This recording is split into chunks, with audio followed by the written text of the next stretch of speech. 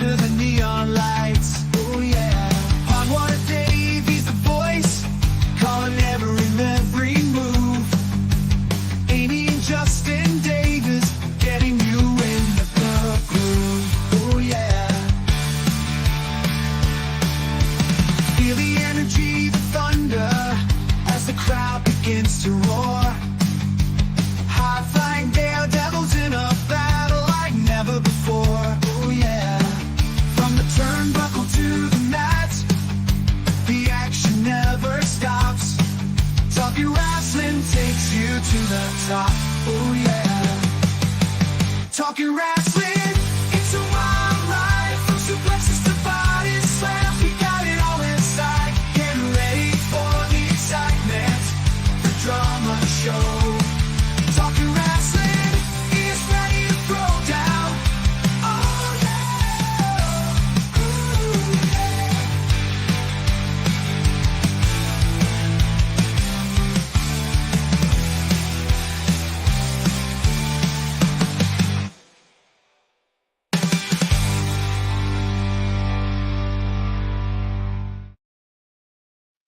Hello and welcome to Talking Wrestling with Pondwater Dave. My name is Justin Davis, and we are not joined this week by the great Amy Vaughn because she's off doing mom things this week. So we are, of course, also joined by Pondwater Dave.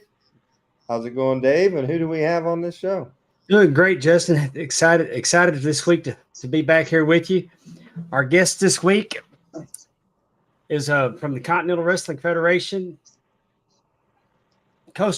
Continental. Had a flashback about 40 years. The Coastal Wrestling Federation. I'm embarrassed. And we do it live, so we just got to roll with it. Please welcome to the show the Manimal, Kaedon Marx. Thanks for having me. First time ever. What's that? First time ever. Here we go. Well, we're glad to have you here. I've already had my first senior moment of the night, so we're off to a good start.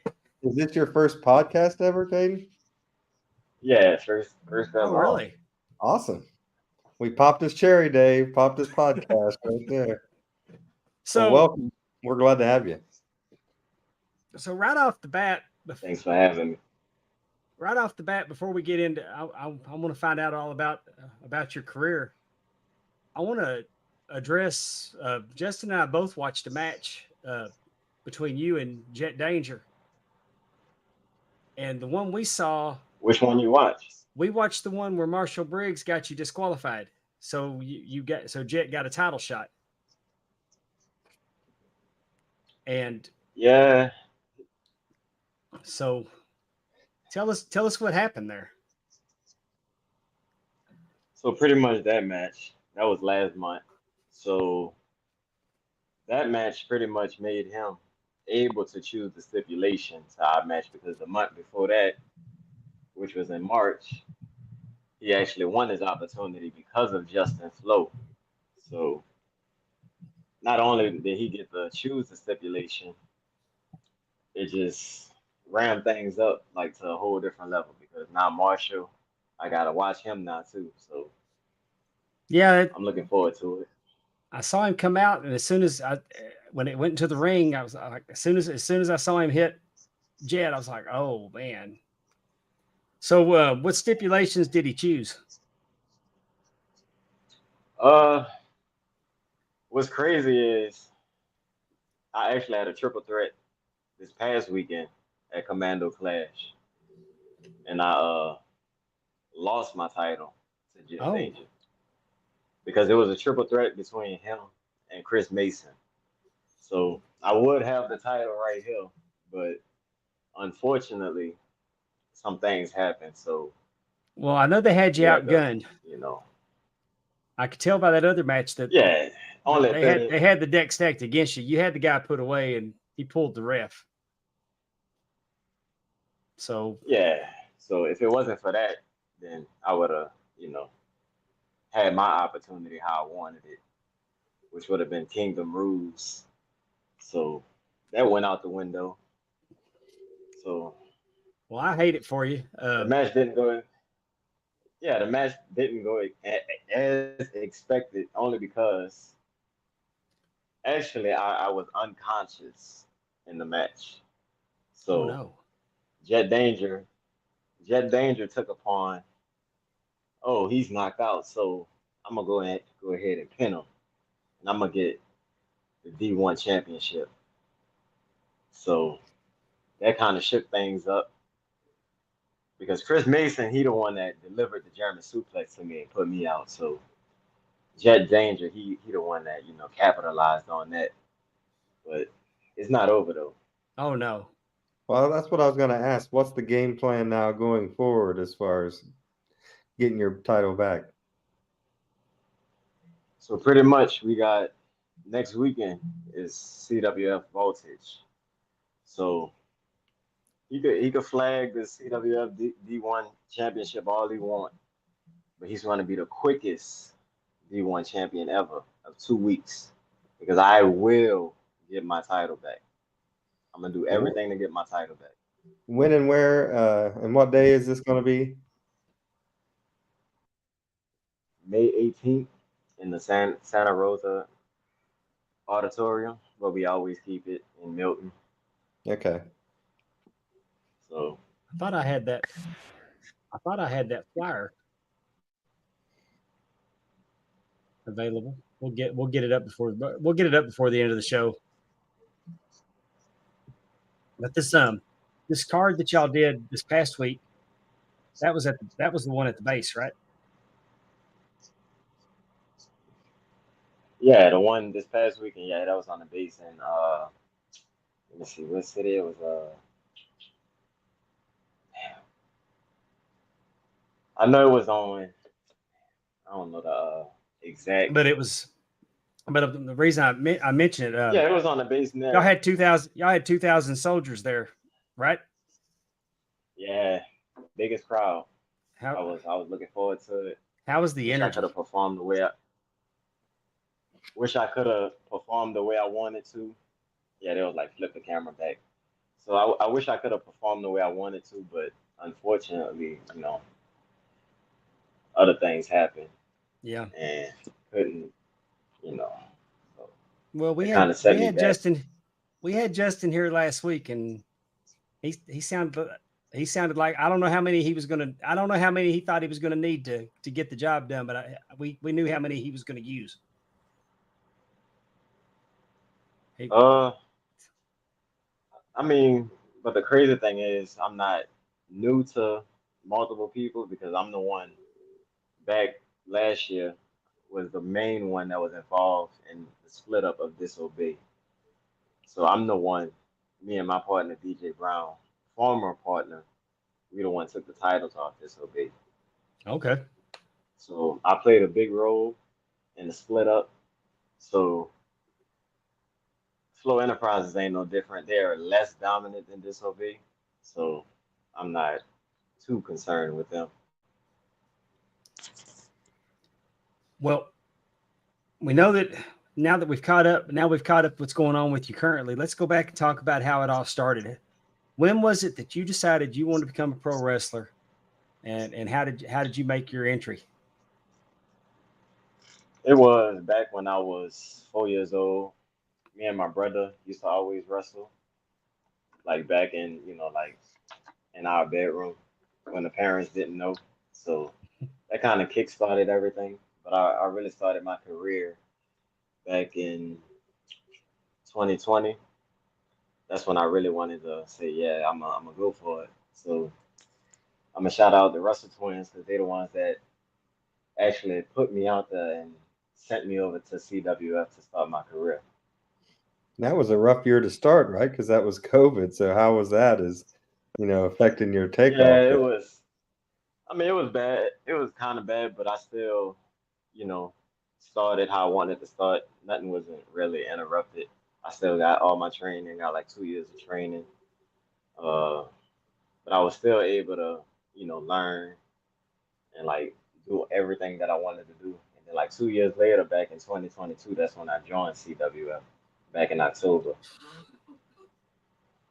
I know. I noticed that you're from Louisiana. Are you working in Louisiana too? That's the goal because I wanted to shoot out to 225. I wanted them to give me an opportunity, and I wanted to try out Gulf State, but I'm gonna still keep reaching out until I could finally, get a shot at them or some Yeah. type of tryout because it's more local. But CWF is where home at right now. It's like 3 hours away from me, so it's not a big problem. Yeah, we're looking forward to getting down there to come to one of the events. Oh yeah, we'll be glad to have y'all. We're definitely gonna get down there and check y'all out. Uh,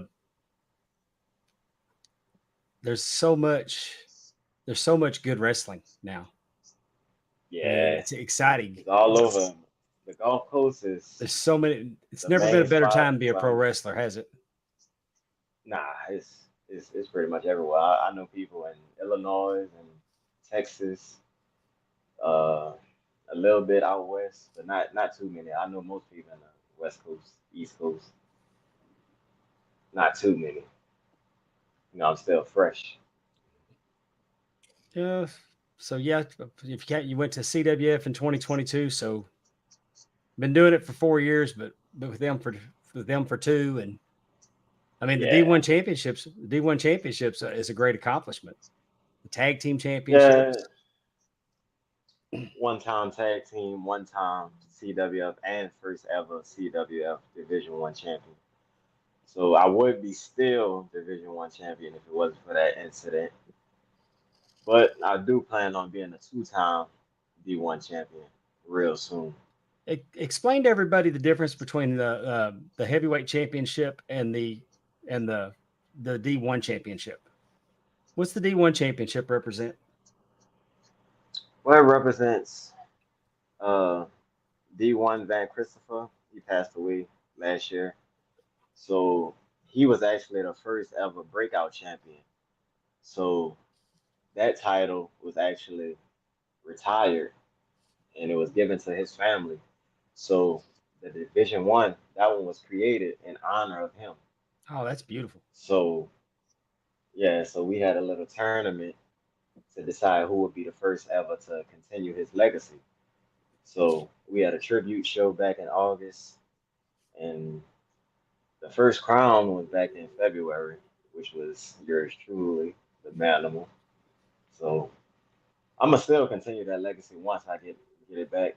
So I don't think a guy like Jet Danger could has what it takes to continue that Well, legacy. There Allison we go. Faye.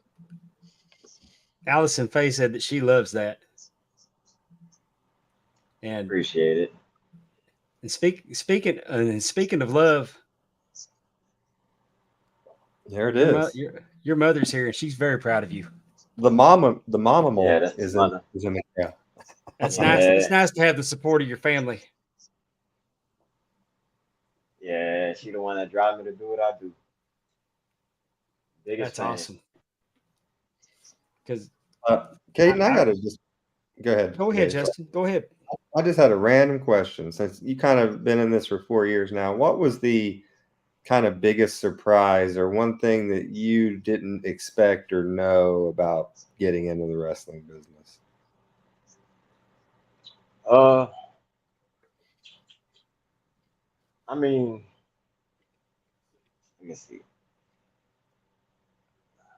It Did you, kind of came natural. Like I was. yeah. Say it Did you again. expect it to be as far as like the bumps to be a little softer? Were you surprised how hard the ring was once you got in and started working? Well, I'm gonna say my first time was. I mean, it was like nerve wracking, but it was Yeah, expected. Like it's not like it's right. not like crazy, but it was expected since it was something I really wanted to do. It wasn't like like nothing of a scared feeling or nothing. Like if you Mm-hmm. scared, you shouldn't be doing it. Mm-hmm. So, but as far as like the first opportunity, it was just like like the day I actually started, I didn't plan it that day because I Really? wanted to like bulk up more and get physically and mentally ready. But the twins told me this like they taking new students, so I just joined, Yeah. and it took me like while I was training, it took me like maybe like a month or two to get in the ring after like physical training and conditioning. Some other people it take longer. So I was Hmm. already in like physical shape, so I just outlasted I the debut never, 2 years. I never trained where I didn't grab the trash can and take it close to the ring because I was going to throw up the whole time. Yeah, I'd I get, witnessed a lot of I'd people get throwing blown up. up I blew up forever. Yeah, it's real tough. Like I It witnessed a is. lot of people throwing up. A lot of people gave up first day after paying money, and it was a bad experience. But as long as if this is something that you mentally really want to do, then you shouldn't have no doubt in giving up, like No. at all. Because you Yeah. know physical and conditioning is gonna be there, no matter You what. you still remember the first time you got to get in the ring? Oh yeah, I'll never forget it. Me It was a either. blessing actually, because it was probably like 2 months after joining, so I was like, it's finally happening. But once I took that first bump, I was like, yeah, I'm ready for this. Just Ever since climbing I through was the four. ropes. And you know, Yeah, I've been doing this that for was like, 19 years, and it's still a thrill to me to climb between those ropes every time I go to the ring. yeah, it's especially when you got fans there, so they drive you to a whole nother level. So I'm a you might referee. think Most you people love it, just but hate once me.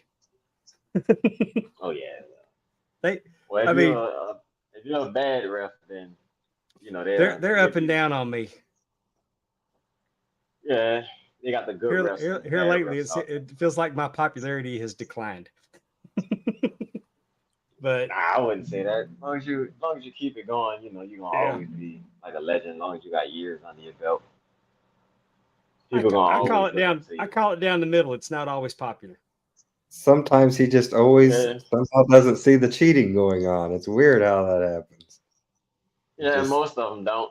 I've been down that road too. So It's the darndest thing. Because before I'll watch it and before I'm I like, got the how did they tag not team see that? titles. And then I'm in the ring and I know how they don't see it. Right. Plenty of times I had that happen to me before I even got the tag team title. So I know that feeling.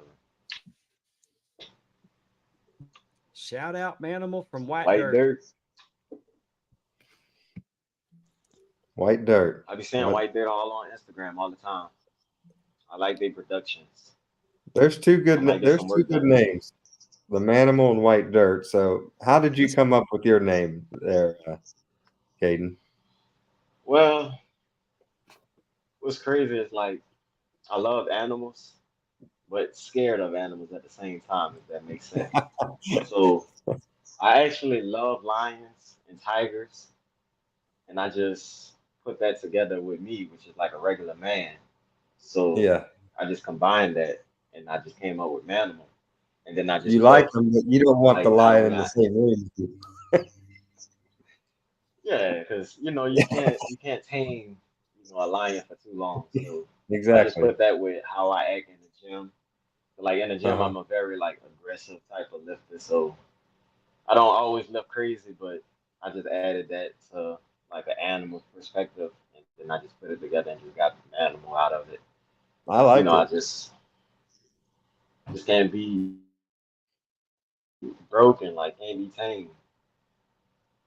So, you got a It's little bit of another that. guy I look up to, Isaiah Oh, Zane. Isaiah Zane.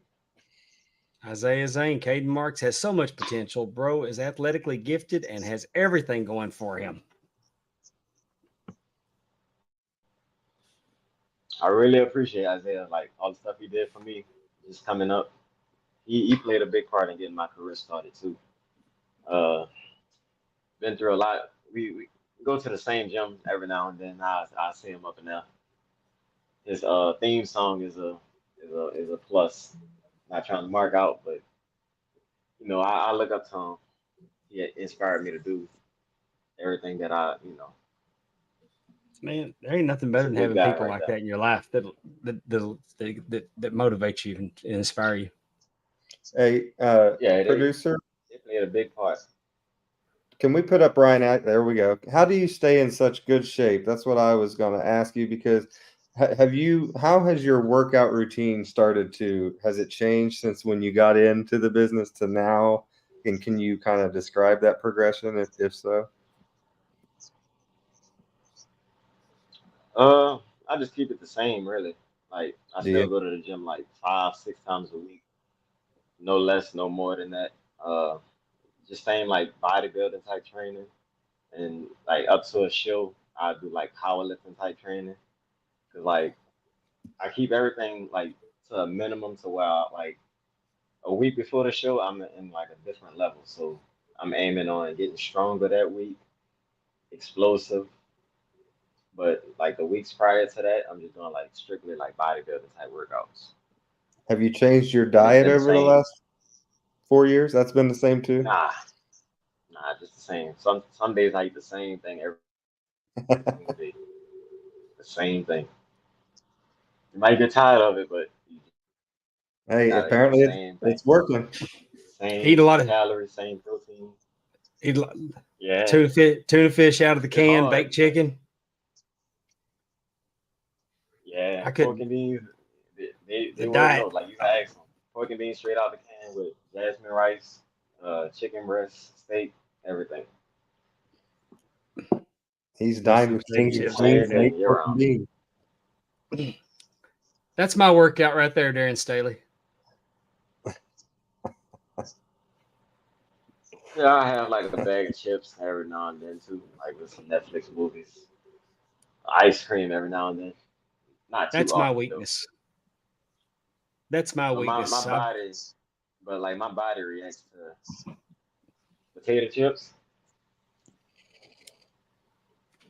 Yeah, my body reacts to like food real quick. So like I could eat, like say if I eat like a real high calorie dense meal like 2 days before a show, like it'll show. Like I'll look more full, like I want to. Or like if I cut calories 2 days before a show, I'll look more leaner than ever. But it really depends on how I want to look for that upcoming event. So for Yeah, this if you're next facing one, a bigger, May 18th, yeah. So like basically for May 18th, I'm coming at a whole different level. Like I I, would feel sorry for Jet Danger and Chris Mason. are there going to be any? So that's when you're getting your rematch on the 18th. Is that just straight up match between you and Jet Danger? Who knows? Oh, you don't know yet. Who knows? I mean, I don't know yet, but just know I'm coming for him because he, like I said, he took that advantage when I didn't expect it. Like I was out cold. So he said I mean, if he was smart, he would have told the ref, "Oh, he's out," to stop the match. But his pride got in the way. He was like, "Oh, I'm a pin the Manimal and take his title." Uh, So next time I see That's him kind of on the referee. The in that referee ring, should have checked you and saw you were out. I ain't gonna lie. yeah, I would have done same what thing with Jet did him. and ran away. I would have done what Jet did, grabbed Yeah, the belt same and with ran. the ref. Same with the ref. Like I'm a good guy, but if that ref get in front of me, he might get it too. So Yeah, you never know. I mean, you The have a the gripe. kingdom It is a seems like dangerous place. the authority figures at CWF have really did you a disservice the last couple weeks. Yeah, it just I was on the rise. I was rookie of the year last year, so I was steady on the incline. So by me getting that title was a big honor, and I was gonna bring it into like the Manimal era. So it's like a whole different level that nobody never seen. So it's still on the charts because just know once I see Jet, it's a different ball game. Like he took it Well, to a different level. would it be safe to say that once Simon Phillips and the Flowhawk get their issue settled and we figure out who's actually going to be, I mean, who's in possession of the belt, is it safe to say that they can expect you to come after them? I mean, I always had that in mind. Like if Jet does run off with the D1 championship and just start hiding from me for some reason, then I may have to get my sights to the heavyweight title. because me and Flo do have like some backlash going on because he did cost me like a match or two. So, and I did like had like a match or two with him. So I like to knock that little mohawk off him for good. Even if he does become the heavyweight championship. So When I yeah, was that wouldn't watching be your nothing new to me. when I was watching your match there, I saw a lot of in your arsenal, a lot of type of moves that start with like the fisherman or like the carry, on the shoulders. Um, can you tell us like who were some of your influences, and who do you kind of, model your arsenal or your wrestling moves? Is there someone that you take some stuff from, or multiple people, I should say? Yeah, yeah, it's multiple people for sure. Like who really got me started was Brock Lesnar. Like I was a big fan of him when I first started watching wrestling, so he was like my main. Like yeah, I want to be like that guy. That And explains those carries that I was talking about. Yeah.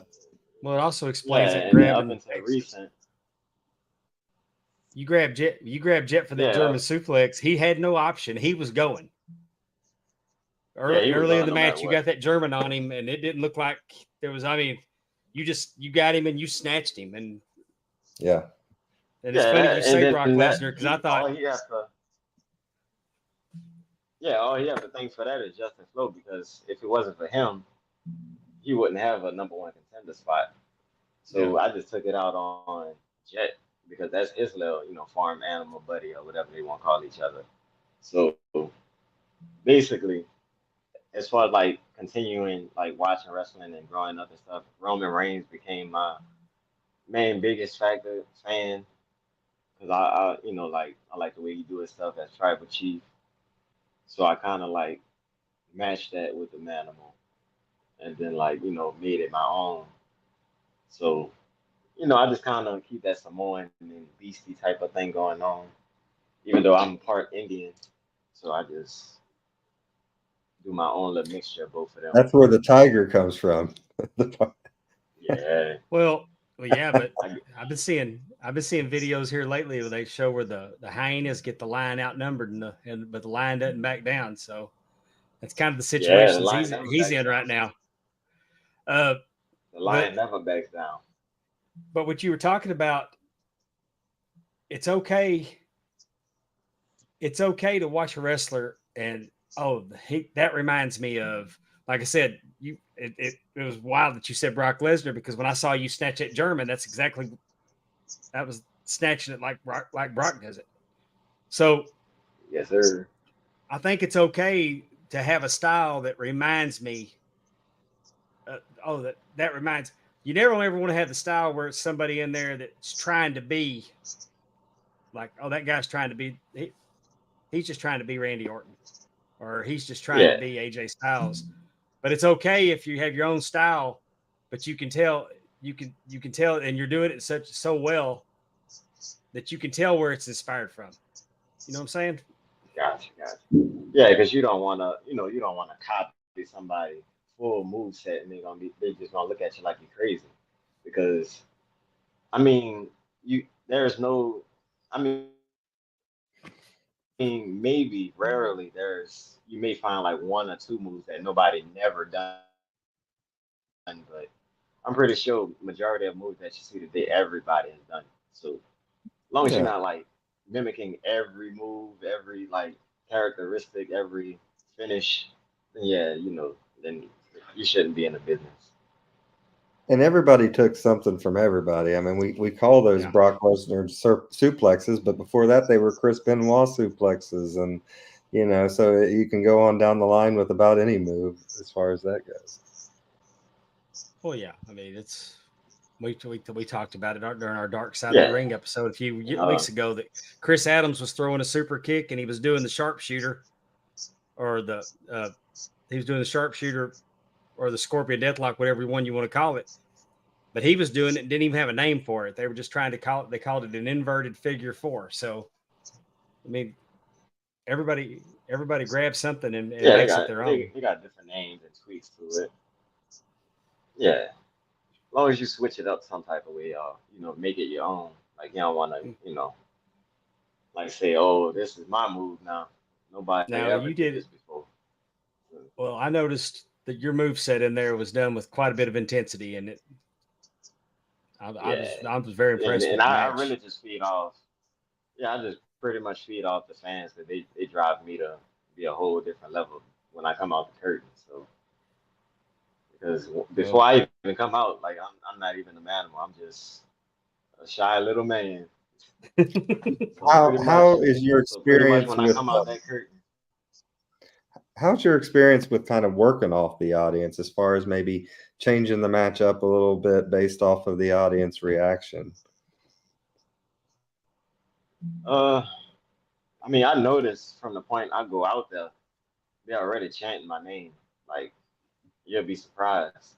And when I Hmm. feel like, oh, he's getting the upper hand on me, so I'm gonna just give him like, oh, maybe two slaps or start throwing him into the corner with my shoulder or something. Then the crowd, they'll just feed off of that real easy.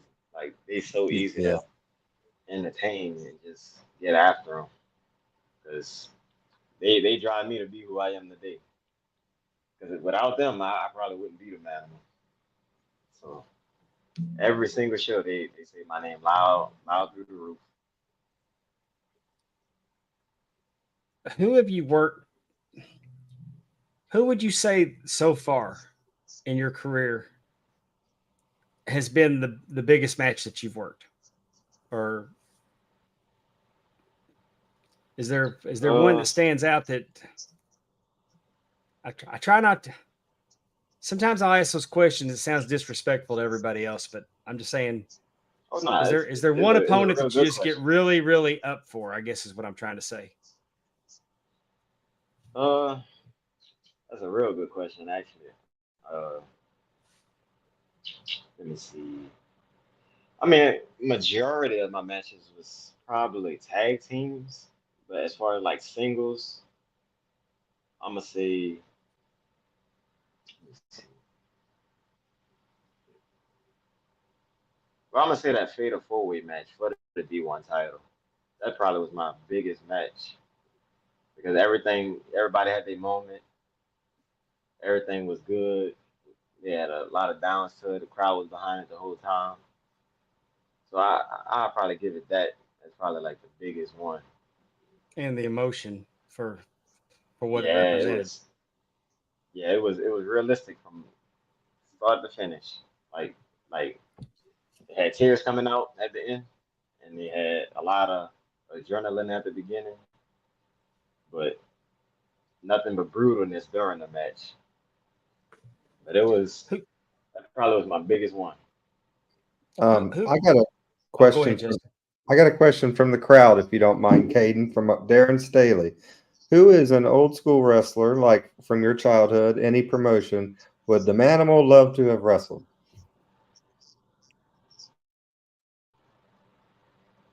I'm gonna say Dwayne the Rock Johnson. Hell yeah, that'd He's be a big awesome. idol, and I feel like if I faced him, it'll be like he'll probably beat me up real bad, but I Which feel like it'll be a version though? banger. Like probably probably Hollywood Rock. Hollywood Rock. There you go. Yeah, somewhere around that area. Because Who do I you? like his whole style, the way he sold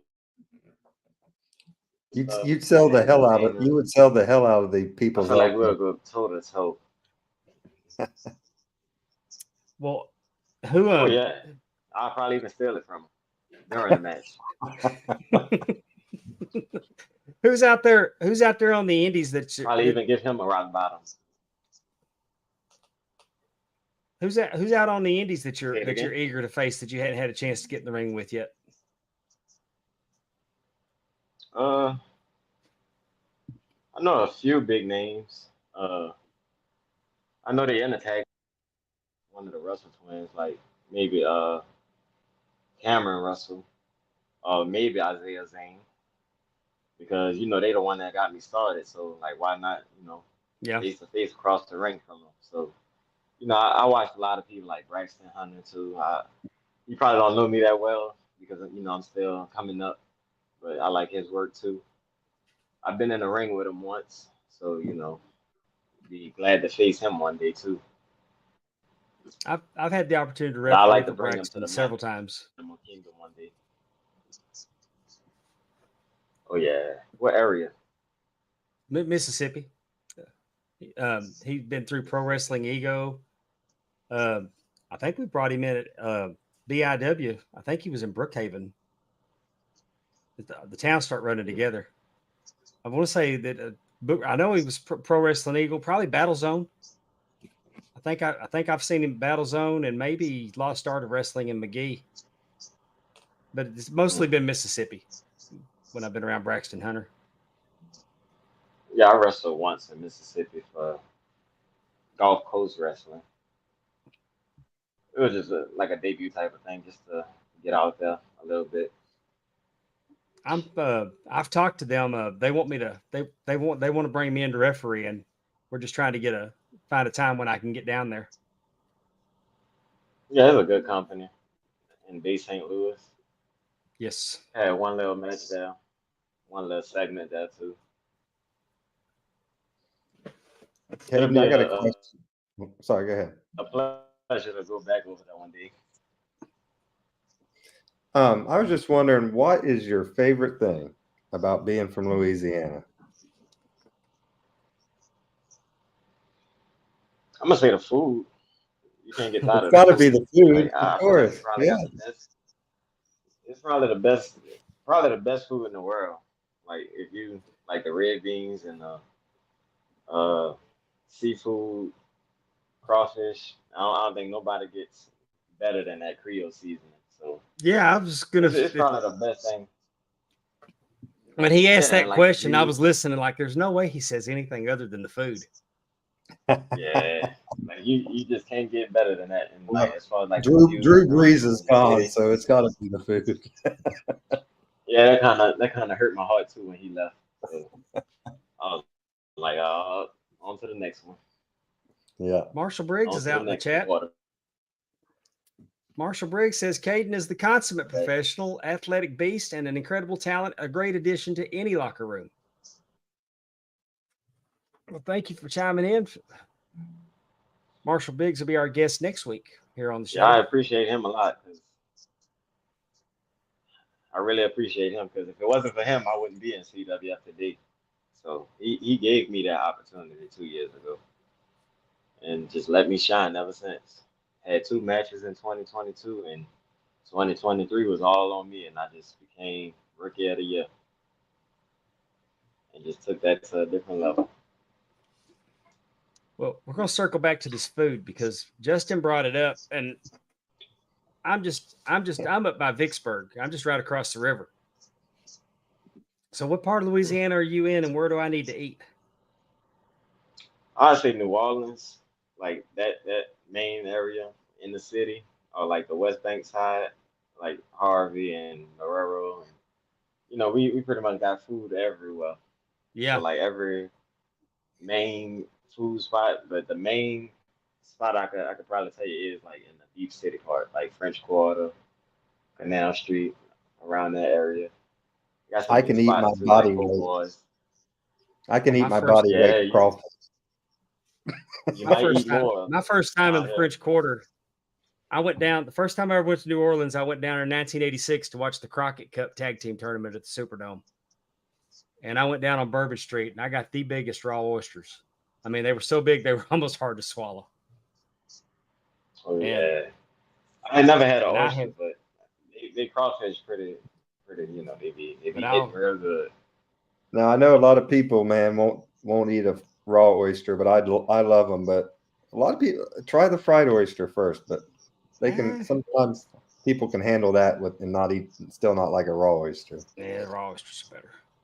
I He's agree. right Yeah, I about never- crawfish. Oh, I'm yeah. actually not working May 18th I because never we're tried having a it before, crawfish but bowl here at the house. Yeah. We love our crawfish. And Yeah, I know they got it.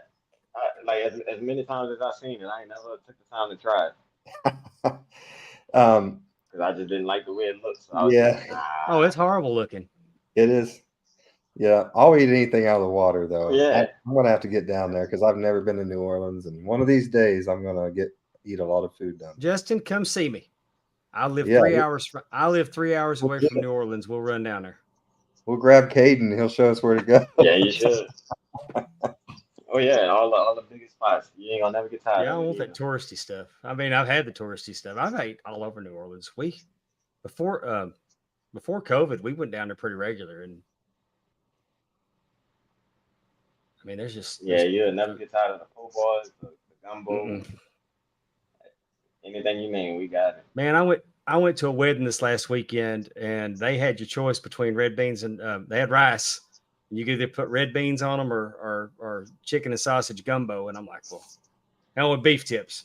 Yeah. I'm like, I'm just sitting there looking at it like, which, and I didn't want to be greedy and get both because there's a long line.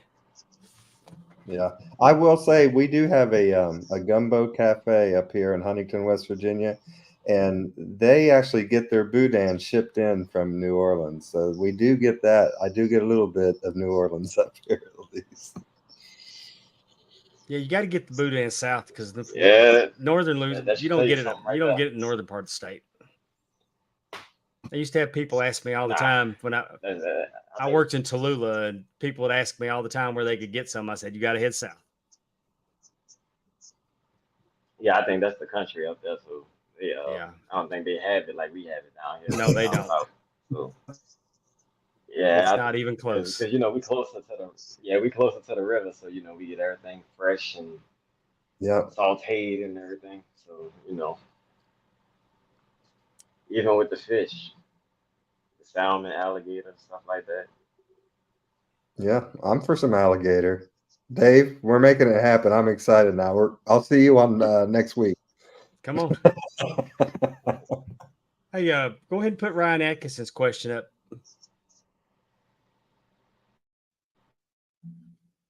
How much did Van Christopher mean to you, and what was it like holding his title?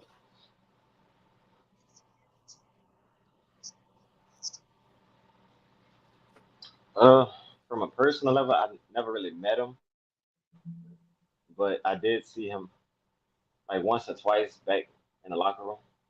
So like he was a good dude, like like shook hands and like small conversation, but just to continue something he did is like on a different level because like not only am I the first ever, but I'm doing like the same thing he did when he was the first breakout champion. So it was like a huge honor just to be represented the first one to do it. But he was a good guy though.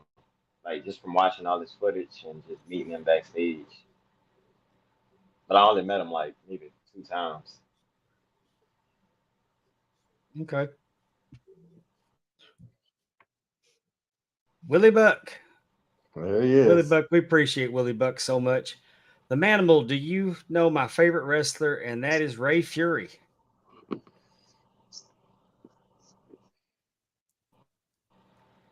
You had the opportunity to meet Ray Fury yet? No, I never heard of him. But Vladimir nah. Vladimir Kolov's head just I exploded. mean, I know. He's going to record that and send it to I Fury. mean, I know a James Fury. You know what? James Fury. No. I think that Ray Fury and Manimal would line up in a great match together. I think it would be a good match. Yeah. And I happen to know that he resides in Florida. Maybe Marshall Briggs could bring him in. He'd be a great addition to any show. Yeah, he's check him out. Willie Buck and the name does sound. Yeah, we're booking matches here on the Pondwater. Yeah, the name does sound like like some competition. Well, he lives in the area, so it's bound to happen. But we all know the trans would be reasonable. We all know what's in sight. We all know what's in sight. Well, before we get you out of here, like my first. Before we get you out of here, I want you to take opportunity to tell us and tell Jet what he's got coming to him. on May 18th. Well, well, if he shows up on the 18th, if he's not in a match with me, then he's a lucky man. But if I somehow able to get my rematch, I pray that his family, his friends, and all his fans just don't watch it because he took that opportunity, and I'm gonna take that right back from him, and he won't be the dangerous man anymore. There There you you have it. go. I have one last question before we let the Manimal go here. Do you want to give us your inspiration behind that mask behind you? I thought your mask was pretty cool when I watched your match there. Do you want to kind of tell us how Yeah. you came up with that idea? So the idea behind this is it is like an animal skull. So it represents the old Manimal, which is dead and gone. Like when I first debuted, it wasn't Mm-hmm. with the CWF, but when I first debuted, that old Manimal is gone, and I transitioned that into a reincarnated Manimal, which is what I am today. Is more powerful, more more strength, more everything. Based on like from when I first began, it was just all, piece by piece together. But now Yeah. it's just like I'm on a different level now. Like it's Oh, the Manimal era now. oh, we're in the So Manimal this era. represents the old Manimal pretty much. So That's a it's this T-shirt. whole 2024 is the yeah, it's the whole Manimal era. So this represents the old Manimal dead and gone and reincarnated. I like it. Awesome. Yes, sir. Well, we can catch the Manimal May 18th. Let me May 18th. I'm trying to figure out how to help me out, producer. Remove the overlay so we can see that. There we go. Voltage, May 18th, 2024 at the SPC Auditorium, 4530 Spikes Way. We see our buddy Simon up there, who we just had on here a few weeks ago. And the Flow Yep. Hawk. And Yeah. Everybody, the Division One title is right there where it should be. we'll see it Point center. hopefully. And hopefully after May 18th, it'll be back where it belongs. Back where it belongs. With the same picture. Well, we can't thank you enough for coming on tonight. We really appreciate your time. We wish you the best luck. You can. It's all about the I'm glad you hey, can the have me. Manimal era. I like that. That's the T-shirt right There there. you go. All Yummy, the Sir. Manimal era.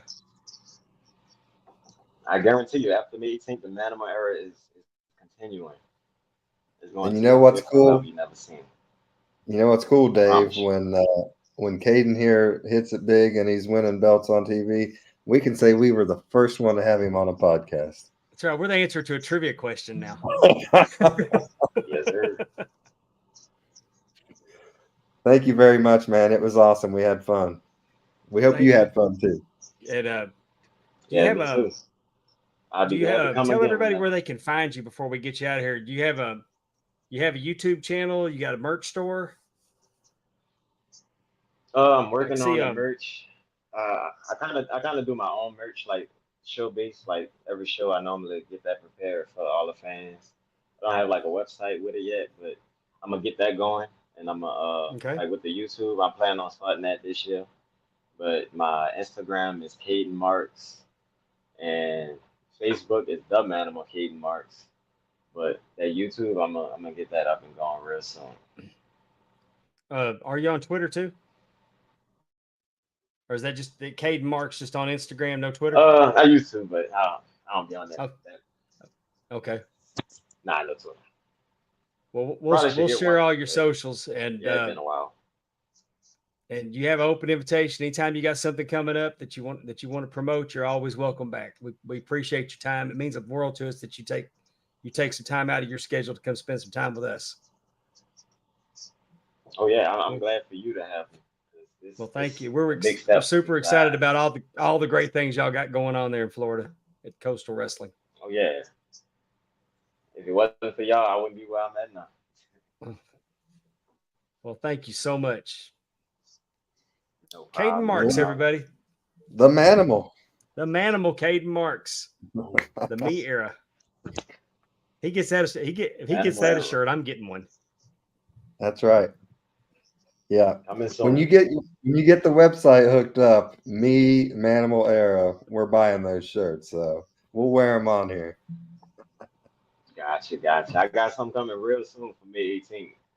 Seek, destroy, and just stay tuned.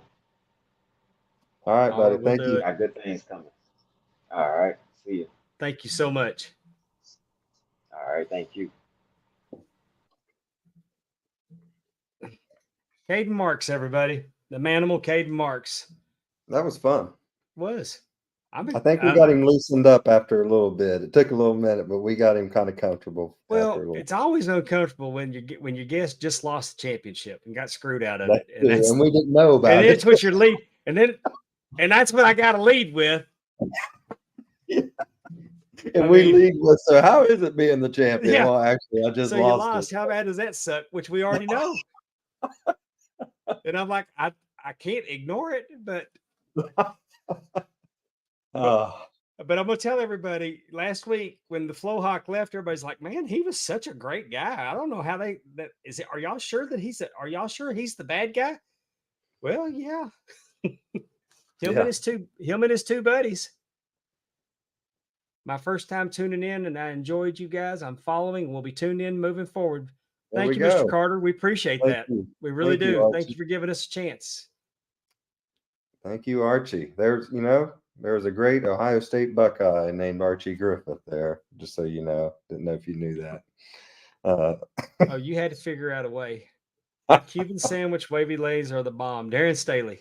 I'm for a Cuban sandwich, Darren. And actually, I'm going to Tampa to watch my beloved Redlegs play in July. And I'm planning on partaking in a few Cuban sandwiches while I'm down there. Well, what he's talking about is Cuban sandwich flavored wavy lays potato chip. Oh, we had them last year. Had them last year. They're actually pretty good. Oh, I thought he was talking about a Cuban sandwich that you put chips on. I'm for that too. No. Well, that would hit as well. Yeah. You put the Cuban sandwich chips on top of the You ask him about food, and I'm hungry. Yeah. And man, I've never ate anything in Louisiana that I didn't like. I'm all for Louisiana for gumbo, anything. I love all the oysters, all the crawfish. Bring it all to me right now. I'm for it. Drew says, am I stopping by Hogan's Beach Shop? I am going to try, definitely for sure. I go with my brother and my dad every year. We go to a different park to watch the Reds, and I don't really have control of the schedule per se, but I will suggest it, and I hope to get stopped by for sure. Mrs. Carter said, "Thanks for having my son on. You're more than welcome. Thank you. We appreciate him coming on. We really do. And we hope you enjoyed being here with us. We thank you for coming on here and being with us, Mrs. Carter.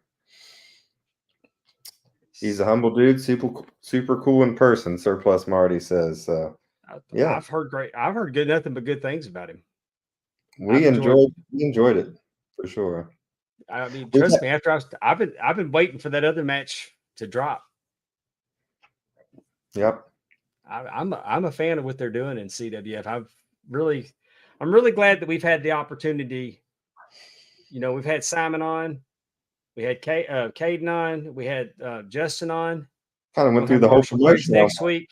Yeah, I've really enjoyed this because independent. You know, that's our battle cry: support independent wrestling. There's great independent wrestling going on all over the country, and and there's nothing. I mean, getting to meet some of the wrestlers, learning about their events. Man, at D1, and y'all know I'm a huge belt mark. So the story behind the D1 championship is just incredible. I love really that. it's so that they created a championship in memory of one of their fallen brothers. Yeah. They are in And they the retired one because they didn't want anyone else to have it after he had it and passed away. So, and then they just started a new one with his name on it. It's a really cool story. they're close to Pensacola. They're right outside of Pensacola. Let me see if the towns on this flyer again. Was it I Milton? agree. I believe Milton is the town. If Marshall Briggs is still in the chat, could you tell us how far is Milton? How far? Yeah, Surplus Marty says Milton, Florida. How far is that from Pensacola? You know what I liked about Kaedon, though? He seems like someone that I know is going to make it because he seems like he's very focused and he works hard. He doesn't have distractions around him, and he seems to know what he wants, and he's working for it. And Rob Ocho, I like Rob Ocho says 30 minutes from Pensacola. Thank you, Rob. that. There it is. Uh, Marty says 15 minutes, and Rob says 30 with traffic. So there. there we go.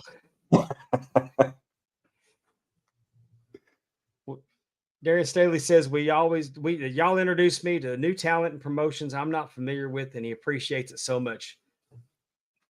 That's the goal. You know, because I'll sit here and tell y'all every week. I'll tell y'all every week about I can only talk about Bayou Independent and Legacy and SWA and AWA so much. Pro Wrestling Ego, which Cabana Man Dan was just down here in Mississippi with Adam from Bama, and I was booked. I was booked 4 hours away in Arkansas, and I couldn't meet up with them. What a duo those two are. Marshall Briggs says tune in next week to find out when we return to Pensacola. Uh-oh. The old Arn Anderson stomping grounds. That's when I'll go. I know a guy that lives in Pensacola. Yeah. Marshall Briggs will be our guest next week. In 2 weeks, on the 21st, Dave Pinzer will be here. Dave Pinzer on the Big Show, talking about his new book that he co-authored with Guy Evans. Yes, I'm excited. Guy Evans, who wrote the Nitro book, and also grateful Eric Bischoff's autobiography. Yeah. So great guest next couple weeks. So excited for that. Amy will be back, of course, next week. She's off tending and like I said, being a mom this week. So I wish she'd just recorded a video and asked us some dumb shit. I know. No dumb shit this week. Yeah. Oh well. We are going to do something this week, though. What are we doing, Dave? We should call her. We should call her right now. Oh, she'll be right in the middle of the recital or whatever it is. And yeah, tell her to go out in the hall and ask us something. Yeah, she'll be ready to tell you to fuck her up. Oh goodness! But speaking circling back around to the D1 championship and my love of belts, let's talk about big time belts. It's that time of the week again. Big time belts. Facebook.com. You go to Big Time Belts. We can turn your belt dreams into reality. We can get that leather, those plates, that artwork. We're going to make your dreams come true.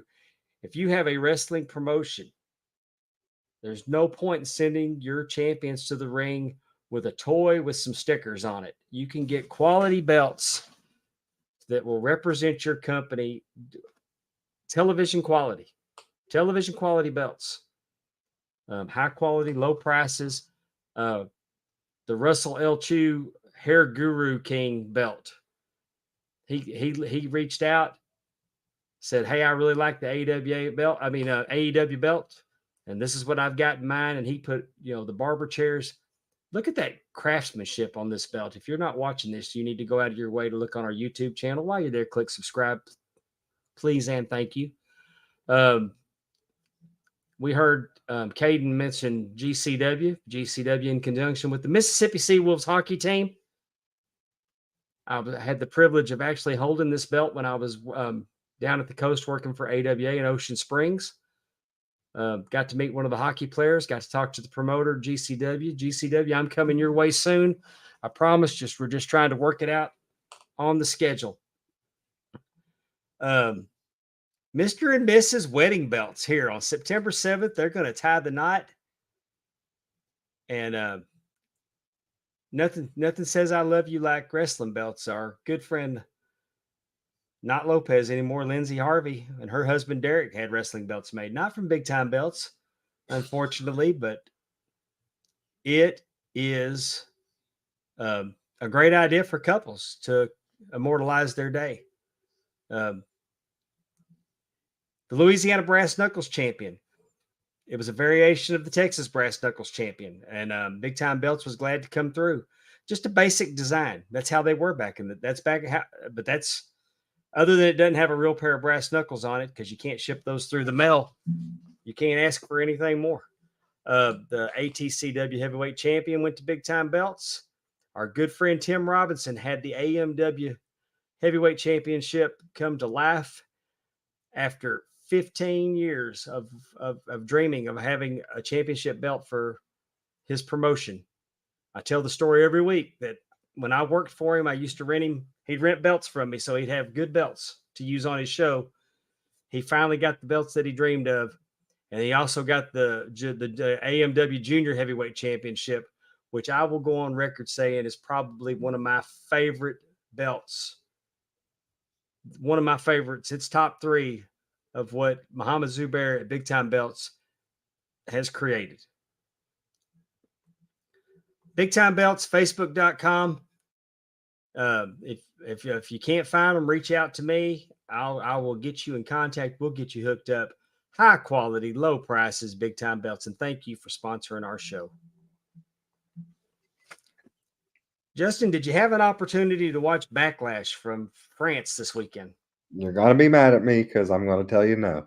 Have you had the opportunity to watch any clips from BackLash? I have had the opportunity to go through and see who won. And I have had the opportunity to see some clips on the X gimmick. Saturday, I was umpiring, and then I had something after that. And then Sunday, I went to the Reds game in Cincinnati. And so it's just, I have not had time to actually. You did not do your homework for the episode. That is correct. But I'm here to discuss the outcomes because I kind of, wasn't surprised by some of this. Let's just talk about the we don't have to break it down by match. We'll give the results, but yeah, let's just talk about the presentation. Let's talk about the crowd. Now that is something that I've heard over and over again is just how fantastic this crowd was this week. Distracting. Yeah. It was distracting as a viewer. Yeah. They were so loud. Like the part when it was coming on, I couldn't hear what the commentators were saying because the noise was so loud. I watched the kickoff. I guess they call them a kickoff show. They went live. Pre-show, whatever Triple it H is. came out. They brought out everybody. And, man, I'm telling you, those people were eating it up. Absolutely eating it up. And I'm going to give props to WWE. Their presentation of the pre-show, the kickoff event there in France, they had video packages, and they showed a really cool video package of Andre the Giant. Oh, that's awesome! I didn't know they did that. Yeah, they did several. I didn't even put that connection together when I found heard about the pay-per-view in France. I didn't think, oh, that'd be great to do something for Andre, but I'm glad they did. I mean, they were loud. They didn't hijack the show. Right. It wasn't that kind of loud. It was just so enthusiastic. Yeah. Darren Staley says the sing-along with Cody's intro was incredible. Yes. Hot crowd. I mean, that was the best thing about it. Andrew Herman says that he loved the crowd. I mean, I think I haven't watched the show, but just kind of interpreting here, I'm thinking they know that this might be their only chance at having a pay-per-view. And so they're going to show that they're really effing pumped to have a pay-per-view there. And I'm sure that was a natural reaction too. It's not like they were faking that reaction. I'm just saying that's why they're so hot through the show, right? No, they were rabid. Yeah. They were rabid, and I think that's a good thing. And guys, the American fans are probably going to start getting annoyed because WWE is maybe based in America, but they're a global entity. I'm telling you, some of the hottest crowds in the last pay-per-view wise, that Puerto Rico crowd was insane. This one here, insane. So it just seems to be when they're putting international pay-per-views here and there that they are working and they're working really good. Andrew Hermes is telling us that WWE has 4 more PLEs scheduled out of the country this year. So Not surprised. I mean, we know Saudi Arabia obviously being one of those. yeah, we got Saudi Arabia, got the Clash at the Castle. Do we got 2 at Saudi Arabia? I know we got the Clash at the Castle. Toronto, England, and Germany. Thank you, sir. Yep. Yeah, in Saudi. So In Saudi. yeah. Yeah, I'd say Germany's going to be a hot pay-per-view or whatever premium live event. I'm sorry, I keep. And when crowds act like that, we got to step our game up. They're going to be getting WrestleManias. Yeah. I think a WrestleMania. Better step up. I think a WrestleMania going overseas is probably. I'd be shocked if it wasn't in the next 5 years. Well, I think for sure. I think what Paul just said last week that they're looking at WrestleMania in London. I wouldn't be surprised if that's after Vegas. I agree with Dave. Yeah, they will. I mean, it is just a global entity, and when you see how people act. But why would they be annoyed? Because they got to fly to England? Yeah. Well, guess what? Those people fly here every damn time. Exactly. Adam O'Neill came. Yeah, Adam he O'Neill was. came all the way. I shared a room with Adam O'Neill in freaking Nashville, and he Yeah, came from Ireland. He comes over here sometimes 2-3 times a year. He came to Huntsville. He came to Huntsville, Alabama. Okay, Darren says that's not what he means. I'm sorry, Darren. I'm just.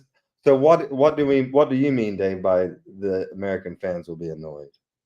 Oh, because it's overseas and they don't have easy access to it. That's what I was thinking. Because the occasional out of the country, and I don't think anybody considers Canada out of the country. Toronto doesn't count because it's North America. You can drive that. Quebec, Jeff Jewett can drive there. Right. So my good friend Jeff Jewett can drive there. I mean, he can drive to Quebec as quick as I can drive to Jackson. So I'm just saying that what they're doing, I love the smaller sets, by the way. I love that WWE is going with smaller sets. I didn't think that I would notice anything like that, but I'm telling you, they could put just a hallway with that WWE logo over lit up over an entrance, and I'd be cool with that. Just that, but that aisle that comes and turns, and you don't have the great big Tron. I mean, they're taking that Tron down so they can sell more tickets. Yeah, that's revenue. You don't have to. I don't need the video wall. You know why this? I like the simple presentation. Why that big entrance started was to try to sell more tickets, to make it look more attractive, I guess, on TV and in live in person. But now that they're selling so many tickets, it's like, who needs it? They're coming anyway. So it's like, and Drew Review says he loved that it was at noon. I'm sorry. I'm gonna let the producer produce. I'm gonna get in trouble for that. I'm gonna be on punishment. I love it that it was at noon. Being overseas, I was able to fire up my grill at 10 a.m. with no judgments. I agree, man. That's what I do on Daytona 500 day when it used to start at like 1 instead of 3 in the afternoon. But y'all want to hear a funny story about firing up the grill? I fired the grill up. I was letting it heat up. Yeah. And I came back here and I checked something on the computer. And I walked back in there and I sat in my chair and took a nap. And then I woke up and my wife realized I didn't have any meat on the grill. I feel bad for Teppy. She probably had to go buy another tank of propane or whatever. No, it's not propane. We use Oh, pellets. okay, so you burn up all your pellets. I got out there just in time to not empty but the temperature was starting to come down. Okay. I am an elderly. Well, thank God. Hey, you know what And I Teppy told her, I does? said, if I put it on now, it's not going to be ready till about 9:30. So she said we just didn't grill, so I went and turned it all the way This back is off. guys in the chat. This is why the only way Dave is allowed to cook is if he does it outside, because he'll set the house on fire if he cooks inside. Well, I mean, I'm just going to smoke a chub of bologna. Smoke a chub. I like doing that myself. What is the most useless skill you possess? Smoking a chub. It's not that useless. It's not that useless though. Let's see. Well, I can sneeze with my eye open. I never take my eye off the road when I'm Oh, driving and I sneeze, but I don't think that's useful. That's not useless. yeah. I could probably say every president in order. Is that useless? Hmm. I think it's pretty useless. Useless skill. I used to be able to. I don't know if I could now. Our 6th grade teacher made us do that for a grade. Don't make me do it, Darren. I'll get to like 6 and screw up. Well, I know that I have some useless skills. I'm trying to think. I know I got a shit ton of useless skills. I'm trying to think about trying to ramble them all up. Oh. Let's talk about let's go ahead and the very first match of the night. We kicked off the pay-per-view with Kevin Owens and Randy Orton versus the Bloodline, Solo Sikoa with Tama Tonga. And Tama Tonga, the new Bloodline, they're smart enough not to put the word new in front of it. I really liked that all hell broke loose. Yeah, I did mean, see they some were clips throwing of the hell. I saw some clips of that. They were throwing down and they were dropping security. Yeah. Shane Helms was getting moved around a little bit. You don't do that to a legend. A hurricane was not coming through. Yes, that's not right to do that to a hurricane, you assholes. And then Nick Aldis. Here comes Nick Aldis.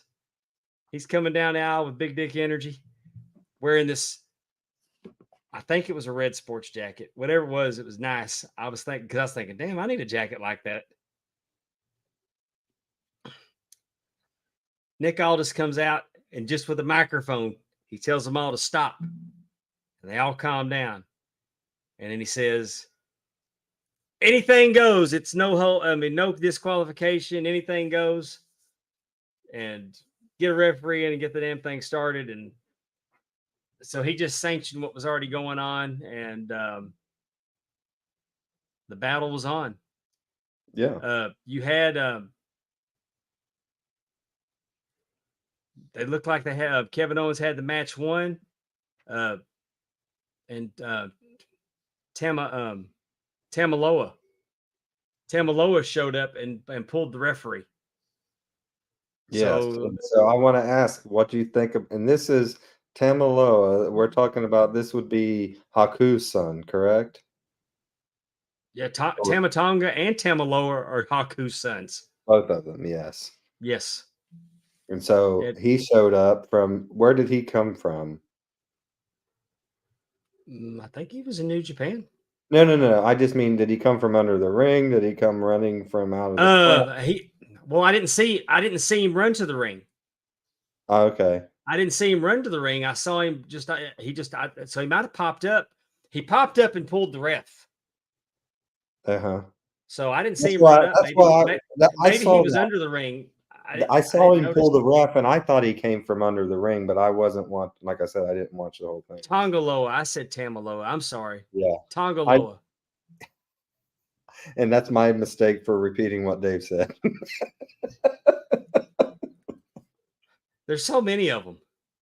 I know. But let's talk about Jacob. Let's make a prediction. I don't think Jacob's there to be part of the bloodline. I think Jacob's there to be part of the opposition. I have hung out with Jacob. on a personal level, and he is such a fun guy, and the stuff that he can do inside the ring for his size is amazing. I've worked with him. He's incredible. Absolutely amazing. And so I'm so excited to see just because of my interaction with him at, Starcast or Top Guy or whatever it was at the hotel. We hung out for a little while. But I'm excited to see. And you say you don't think he will be a part of the No, I think that Jacob's going to be with Jimmy. Oh, I like that idea. I think Jimmy has to have somebody, right? Well, I think Jacob. I think it's going to end up being Jimmy, Jay, and Jacob. Yeah. That's I think a good you got to idea. put the Usos. I think you got to put the Usos back together. Yeah, and then they go I with mean, you got to Jacob, and then that fights against the other crew. I don't know how the crowd's reacting to it. The Usos apart don't hit for me like they did together. Yeah. So I mean, agree. but I definitely think that I definitely think Jacob's coming to help Jimmy. Gotcha. Even if Jay stays over on Raw, he's going to have some help. But there's 3 of them, so that I would. Yeah. So there's that. All right. I thought it was a good match.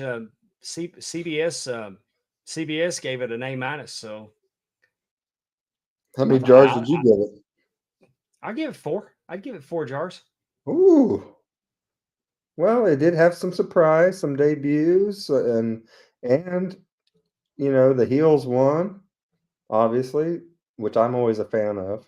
Well, everybody kept saying that Jacob was going to. Everybody said that Jacob was going to debut. Yeah. And then it was Tangaloa. So yeah. Then we had Bailey defending her championship against Tiffany Stratton and Naomi. Yeah. Guys, Tiffy time is over. Yep. It's Tiffy's over. Big time. Yeah. I mean, she's a star, y'all. And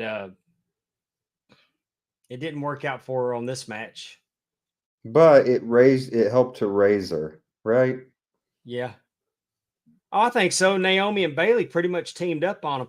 This was kind of strange, and I couldn't decide if I liked it or not. At first, I was thinking, did something go wrong? Or, I mean, they did a 3D on her, which was pretty cool. Yeah. So they teamed up against her and got her out. And then they kind of Bailey and Naomi were going at it. But not in that bad way. It's like all right, we're going to go now. And they got to going. And then Naomi did an Oklahoma roll on Bailey, and Bailey got out of it and then rolled up Naomi and got the 3 count. I mean, when this came out of nowhere, and it wasn't like a big move or anything, it just was there. And I'm asking myself, did she just not kick out? And was it supposed to end that way? I haven't seen this finish, but you describing it to me makes me happy because it's an old school finish. Yes. It's a surprise finish. There's no out of their ass. I liked it. There's no fuckery going on. It's a clean finish, and boom, boop, there it is. I like those finishes. It's not people sticking out. Darren Staley says the Oklahoma roll is the worst of the sushi rolls. I'm sure it is. But there's next time somebody doesn't show up, Darren Staley's coming in with us. We got to get him in. We need to bring him in. Darren, does your political aspirations prevent you from being guests on podcasts? No, I don't think so. Well, equal time. I mean, what I like about it is there's not people kicking out of each other's finishes for 6 minutes and then they do the finish 3 times in a row and then it's over. That's so boring, and it's been done so many times. And it's like, this type of stuff I like. It's different. It's a way to surprise the crowd with a quick finish. I'm for that. Nobody would have thought that was it. Right. I mean, it was just there. Bailey, and obviously Bailey needs I knew Bailey was going to retain in this match. So it got the job done for her, but like you said, it probably raised the water up for Tiffany. So, And when I tell y'all Tiffany's a star, it's not because I mean, it's not just because she's beautiful. I mean, she's got it. She's talented. mhm. She has the it factor. And golf clap for Ludwig Kaiser. Nice work, my Absolutely. friend. Nice work, sir. He's a salesman. It's that German sausage. Ah, yes. We talked about Boudin, now we're talking about German sauce. It's all about sausage today on the Pondwater Day show. The world heavyweight champion, Damian Priest versus main event Jey Uso. Yeah. Uso taunted Priest early. How was this match, Dave? I haven't heard CBS anything about it. Oh, back to the they gave the women's match a B minus. Oh yeah, what are you giving that? I'd give it 4 jars just I for was the gonna say finish. that's getting 4 jars. 4 for jars sure. just for the finish. Yeah. But now, man, the Damian Priest Jey Uso match wasn't anything spectacular. Yeah. I'd go 3 jars on it. CBS gave it a B.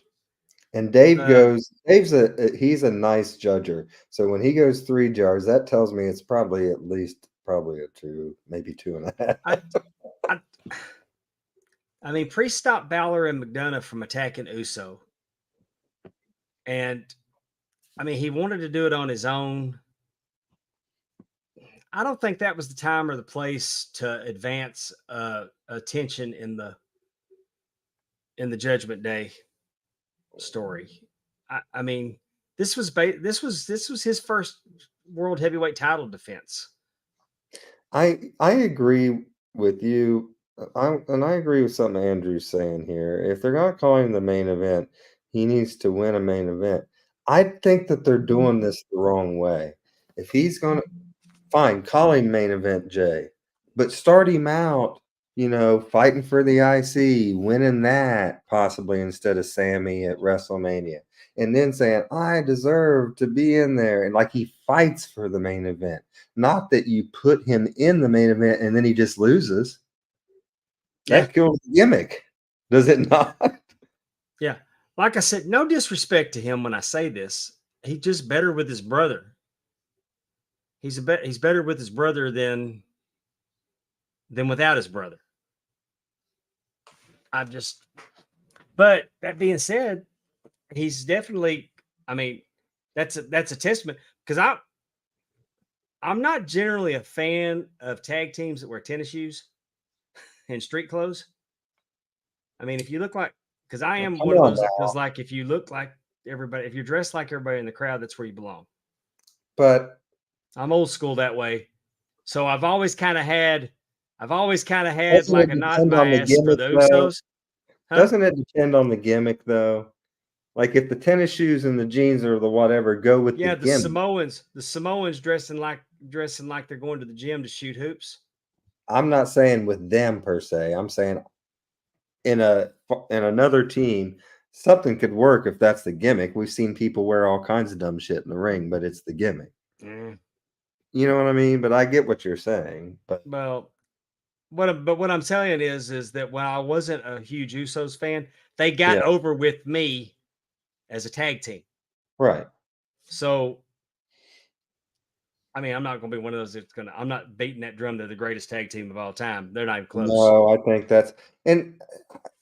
why is it? And I know that Dave, you're old and I'm a little less old, but it seems like anytime there's a good anything now, they're the greatest of all time. It's like kids nowadays, they watch their best player and all of a sudden they are the greatest of all time. So LeBron James is the greatest of your time. LeBron James is the greatest of all time. Blah, blah, blah, blah. All these people that play now or wrestle now are the greatest of all time. And it's like, and then if you kids need me to explain to you why LeBron James is not the greatest of all times, I will be glad to do that. Yeah. But just reach out to me at Ref Super Dave PWD on Twitter, and I'll tell you Disclose your age, because I don't need to. Then I can decide. I can decide what my nomenclature is going to be to describe Mr. James. That just gets old to me because when you or I were growing up, like if you talked about the greatest baseball player of all time, even though we grew up in the 70s, 80s, 90s, and there was Ken Griffey Jr. and there was, Tony Gwynn or whoever, and we would say, well, you got to think about Mickey Mantle, Babe Ruth, Ty Cobb. We didn't just automatically say, well, because they're playing now, they're automatically the greatest of all time. Yeah. And that seems to be the attitude. All right, me and Dave are going to be done being old men and barking at clouds about young people. Well, let's talk about the Kabuki Warriors defending the women's tag team championships against Bianca Belair and Jade Cargill. Yeah. This match didn't hit for a lot of people. Did it not? Well, it would hit for me just looking at Bianca Belair and Jade Cargill. But that's what I'm talking about. That's just me. It's four jars for me. I'm for it. It's 4 jars for me before anybody locked up. I'm for it, and I'm get the t-shirt at jumpinthepod.com, not completely straight. But I'm for that match. Those ladies are physical specimens. I mean, when you look at Jade, it's just like, yeah, my God Almighty, did they chisel her? Is she chiseled? I mean, and I've always loved Bianca. I love her whole gimmick. I love her athleticism. I love her look. Oh, yeah, definitely. They're really like a super tag team. They're like the Mega Powers tag team and together. They kind of are in the women's division, in my opinion. Yeah, it just was. It wasn't. It was kind of a sloppy match, but I mean, there was no. I don't think anybody in that arena thought there was a chance in hell that Bianca Belair and Jade Cargill weren't going to become the tag team champions, and Bianca got the pin, so which kind of surprised me because I thought that Jade would get it. Yeah, but CBS was a little hard on them. Gave him a C-. If I'm being honest, you even said you didn't love it, so you got to admit. I mean, if I'm being honest, it's 3 jars and a mouthful. Okay. 3 jars and a mouthful. And he'd like to have 2 mouthfuls. Jade, Drew Reviews over there says that Jade needs a little work. Did you notice that in her work? You think she's not quite as polished for WWE yet? She's getting there. Yeah. She's getting there. I haven't got to see her. I haven't seen her work in WWE yet, so I need to go back and watch this. But I'm just such a fan of her. I mean, she's just like, she's almost an attraction. She's almost an attraction. I agree. Like Andre the Giant. Like Andre the Giant, and even China. Even China, to a certain extent, became an attraction. Jade Cargill is almost an attraction. That's just how physically impressive she is. Yeah, I think she's better than China because she's a worker. China became a worker eventually, but yeah, I think of her kind of like a female Hulk Hogan, kind of come in there like a big, strong person that could kind of be that star for the female side of my. And I think it's fair to say Hulk Hogan was an attraction. Absolutely. Yes. He wasn't there to put someone in the figure 4, I promise you. He's right. That finishes when she does that. It's impressive. Okay. I have it. Yeah. But I've 3 jars and a mouthful. I think CBS was a little rough on them with the C-. Okay. I think CBS was maybe it paled in comparison to what they followed, because it's been pretty solid show up till that point. Okay. And there wasn't a lot of matches on this PLE. I noticed that when I looked at I'm like, there's like 6. I like that though, because the matches were going. I mean, they gave everybody had time. The matches were longer. The storytelling was there. There you go. Maybe this one didn't go as long, so maybe that's why it paled in comparison. But your undisputed WWE champion Cody Rhodes versus AJ Styles, which is it's so cool that AJ Styles defended the NWA World Heavyweight Championship against Dusty Rhodes, and then 22 years later didn't defend, but challenged Cody Rhodes. Mm-hmm. I mean, AJ Styles fought Dusty and Cody. It's Pretty pretty cool. cool. Yeah. AJ Styles was a Bunch of Georgia boys. state champion in Georgia in amateur Yeah. wrestling. Cody Rhodes was state champion in amateur wrestling. So many parallels between these guys that they finally crossed paths. I think it was a banger, man. Well, I would expect it to be nothing less. This is the one one of the matches that I'm looking forward to going back and watching here. But I would imagine it was really good. Cody cutter. He does this off the top rope Cody cutter, which at first glance kind of looks like he might have botched, but it looks so more powerful the way that AJ came down on his head. Like it was almost like it looked real. You see a top rope Cody cutter, you said? A top rope Cody cutter. It's almost like he landed on top of AJ's head. Well, like he was on like level with him up in the air when he grabbed his head. Right. I mean, it was after I saw the replay a couple of times, it was really badass. Teppy, can you put up Andrew's thing there? People that complain that they fed AJ to Cody need to realize this was as much about legitimizing Cody as defeating AJ. I also think it was about giving AJ a good spot. People act like being in the main event of a PLE and losing is such a terrible thing. You're in the main event of a PLE and you're getting everybody can't win. Right. Then they'd be bitching that they're hot potato in the title.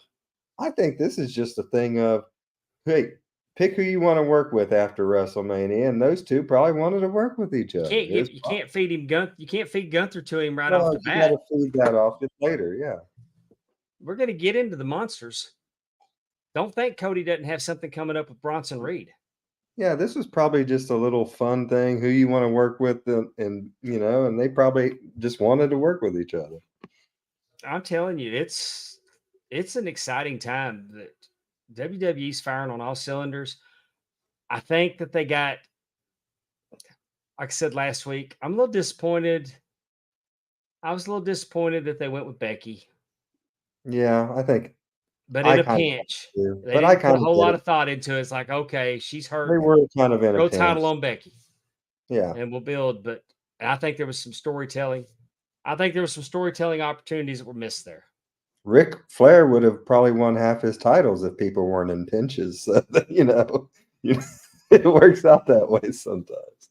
So, Drew Reviews has made a really good point right now. Yes, what a build for that. He can't wait for Punk versus Drew. I can't wait either. I can't wait. I love Drew McIntyre. This could possibly be. I can count on one hand how many times CM Punk's been interesting to me, but he is right now. What I like about being locked into the headquarters was the funniest thing. Yeah. He found the WrestleMania sheet, the booking sheet where he was supposed to be in the main event. He changed the name on Bruce's office.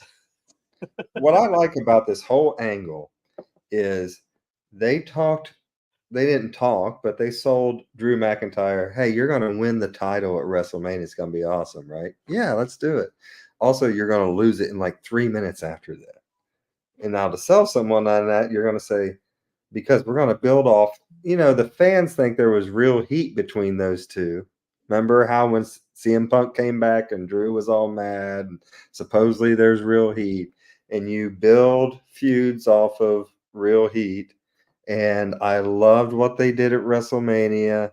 And now both of them are hurt, whatever, they can't work. But just like Drew's saying, they are building this without anyone touching each other. And it's something that everyone is going to want to see at SummerSlam or whenever we can get this done. I think it'll be a main event. It could be a co-main event with the world title at SummerSlam if they build it, right? Yeah. Oh, definitely. I loved it last night that Drew got in a sports car and drove off. And CM Punk pulls up in a 1978-79 Camaro. Not even a Z28. It might have even been a 76, 77 Camaro. And I think it actually had T-tops. But he gets out of this old Camaro, and they said, and Adam Pearce said, Drew just left. So he goes to the ring, and he's going to hold the show hostage, and he's telling everybody to tweet Drew that Yeah. Punk's in the ring. He'll check his phone at the first red light because he likes to do that. But he's like, use your social media, take pictures of me in the ring, and let's see if we can get him back in here. Yeah. That's different. I liked it. I Yeah. liked it a lot. I think the crowd didn't know what to do. Yeah. Did you notice that? The crowd didn't react in a normal CM Punk crowd. They were almost confused. Like, do you want us to say, like, because it, like you said, it was something different. Like, go message him. So now everyone's on their phone. No one's reacting vocally. So Right. now it seems like it's a dead crowd. Because some people were doing it. And Drew, and he said something about when he chokes out, he'll choke you. Drew McIntyre's using social media better than any wrestler right now. Yeah. And he's on top of it, man. I love it. It's so entertaining.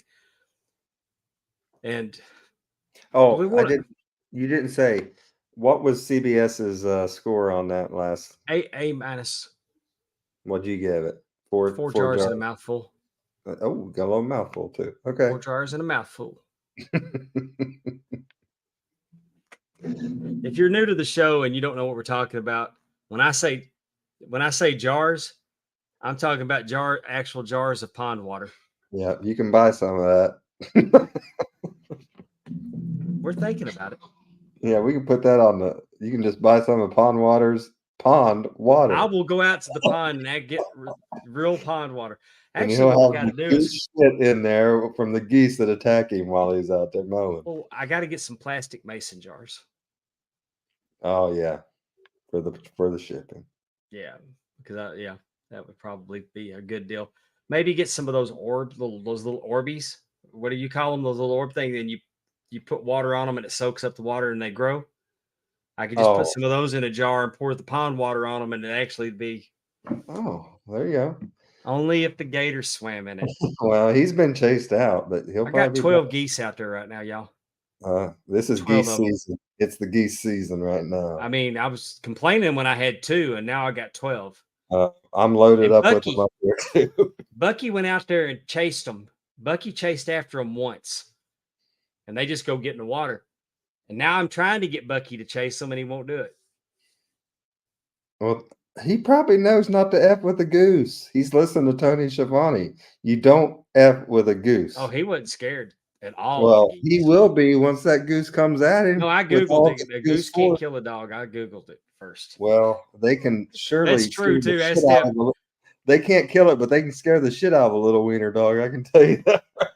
Hey, if the goose goes over, the goose goes over. The little shit keeps pissing in my floor. That goose is going over. That goose don't sell. It's like it's the ultimate goose, the ultimate warrior. I'm having a hard time with housebreaking this guy.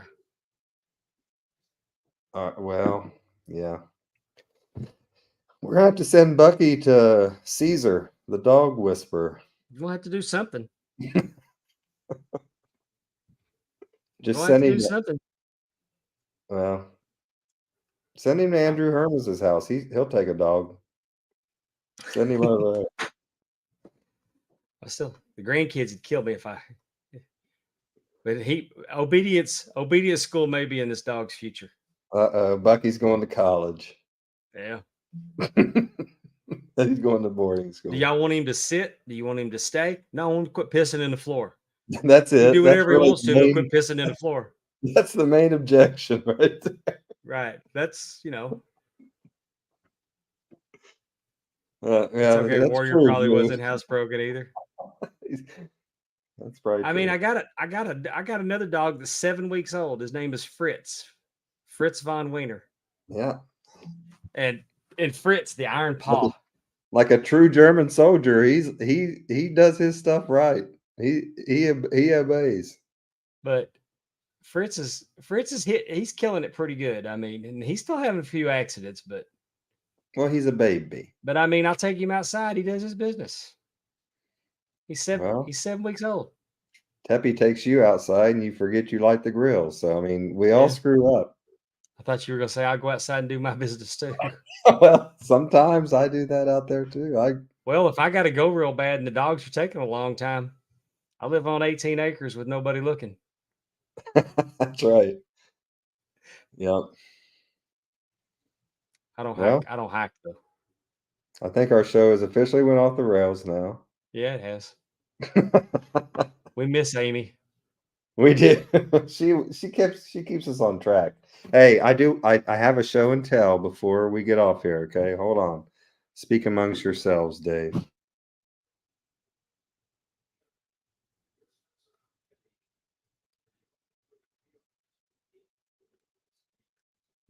I'm ashamed to say this, but last week I Darren, you misspelled below average.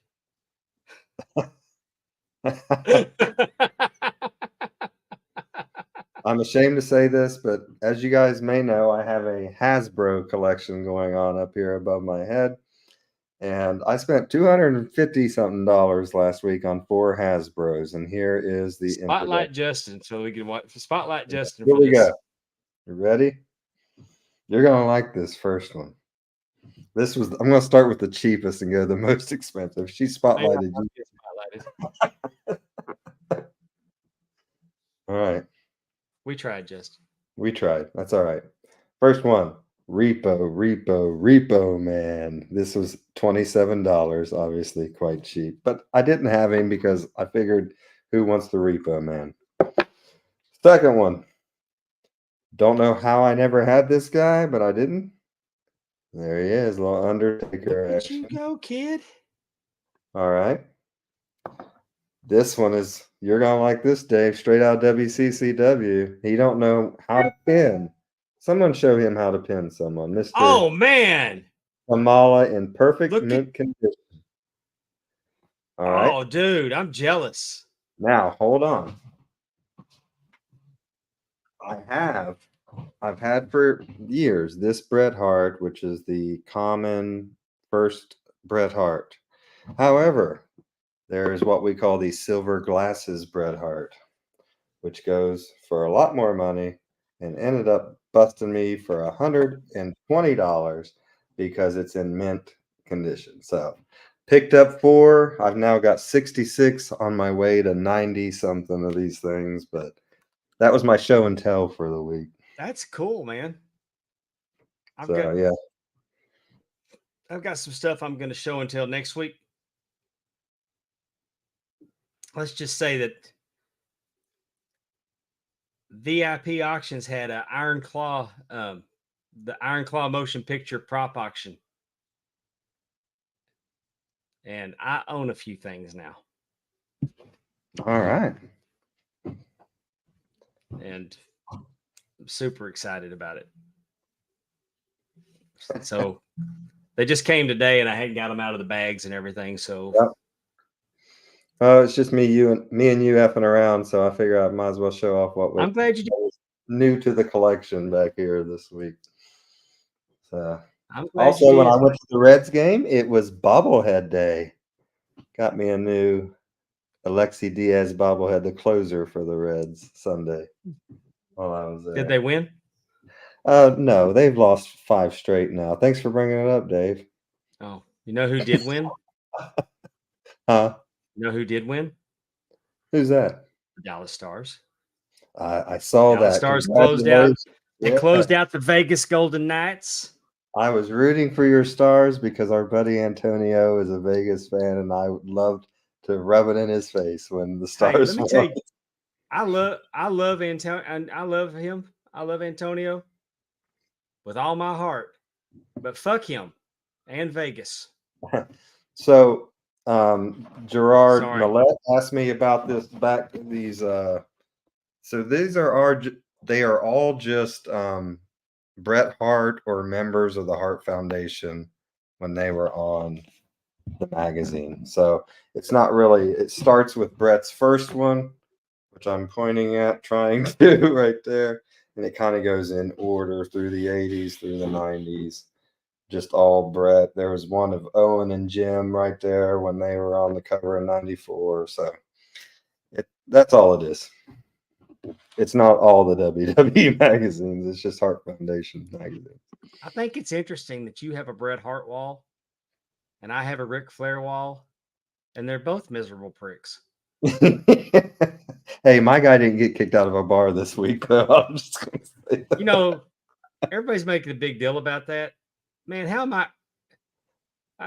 I going to get pissed off at somebody because they got drunk and made an ass out of themselves? I mean, I carried you out of a bar one night, so Exactly. we know it's happened Now, before. I didn't make an ass out of myself. I bought No, security You dinner. passed out before you could do that. But I'm telling you, it could have gone the other way. Exactly. I mean, I'm not bagging on. I mean, Rick's got to live with that. He's sober. He's got to sober up and be embarrassed about how he acted if he does. Yeah. Which I don't know that he does. I mean, sometimes y'all got to understand it's okay to be a fan of a wrestler and not a fan of the person. I've never claimed. Yeah, absolutely. I mean, I'm a big fan of Rick Rude, and I think he was a big asshole. But I like Rick Rude as the wrestler. You know? Hey, I'm a fan of Chris Benoit, and he killed his family. Well, there's that. I mean, it didn't change. I'm just saying that. Yeah. Hulk Hogan and Terry Bollea are two different people. And I'm just saying that out of the outrage, the fake outrage that Ric Flair acted like an ass in a bar, when most people, that if it happened to them, they'd be excited that it was their story that Ric Flair was a dick to them in a bar.